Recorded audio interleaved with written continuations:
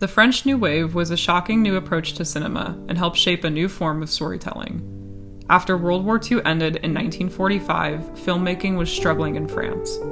Everyone's time and resources had been dedicated to the war, and filmmaking was no exception.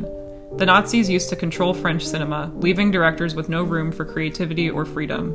In German-occupied France, the only authorized film production company was Continental Films. This company was used as a means to suppress French nationalism and control the media the viewers were consuming.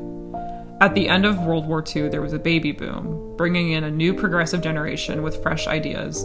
This new generation did not deal with the restrictions the older generation experienced during the war, leading to a desire to grow and push past what the older generation had experienced.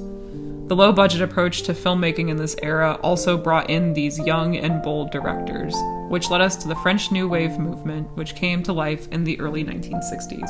In Shoot the Piano Player, Francois Truffaut is very experimental with the use of multiple genres in one film. He uses jump cuts as a way to play with switching genres almost on a whim. Jump cuts are where you cut quickly between two shots to create a sense of urgency, often used to take us forward or backwards in time.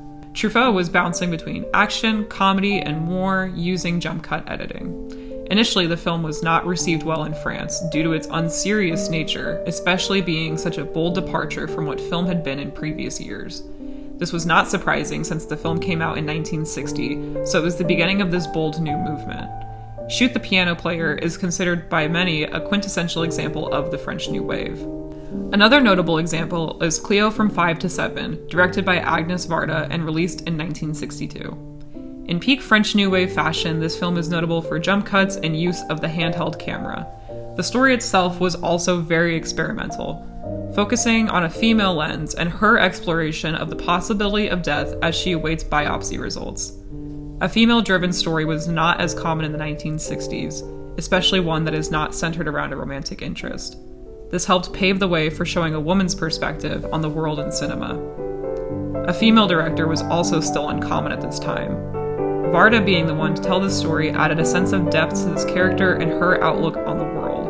Every aspect of the film, story, and characters was new and pushing the mold that had been set for so many years. Varda had a story to tell, and she was going to do it her way. Looking at our next film, we move on to Lola, directed by Jacques Demy in 1961. Similar to Cleo from 5 to 7, this film explores human connection, fate, and a sense of existentialism. This film is also groundbreaking in exploring multiple characters at once, both Lola and Roland. Further expanding on more realistic and less perfect women, Lola is a cabaret dancer who also had a child out of wedlock, further pushing the goal of the French New Wave, which is to reflect and show the true and imperfect parts of life, showing humanity and expanding on ideas of our relationships both with each other and the world around us. In the 1963 film Contempt, directed by Jean-Luc Godard, he uses unique editing styles to help tell the story of a producer, a director, and a writer, and the writer's wife. Exploring the filmmaking process and how it can affect the relationships around you, it feels like a type of commentary on how being all consumed with your work can lead your life to ruin. The opening is what stands out to many viewers. Right off the bat, Godard makes it very clear the audience is watching a movie. The opening sequence is paired with a narration describing the book the film is based on and the actors playing the characters. This breaks the suspension of disbelief that so many films and stage productions rely on to keep the audiences engaged in the world.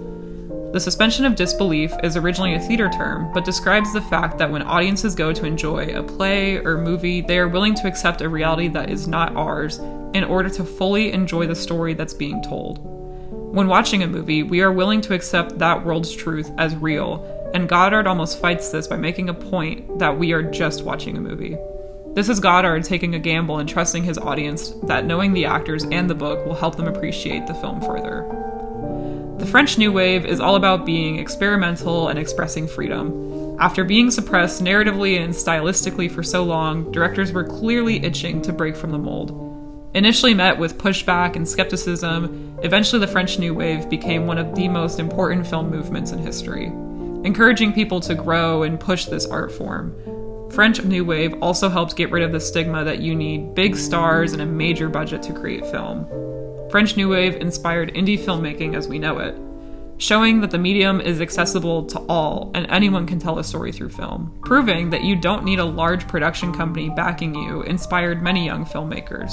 Also having a high focus with shooting on location. This helped to encourage many people to use the world around them. What better way to mimic reality than just using the world around you that already exists? It was also used as a medium to process the world around us and make a social commentary. Art has always been used as a medium to convey history, truth, and emotion. French New Wave feels like the first time filmmakers made a concerted effort to include all these things in their films, along with experimental techniques in editing, composition, and lighting. Without the French New Wave, our films could still be lackluster carbon copies, but luckily that is not the world we're living in.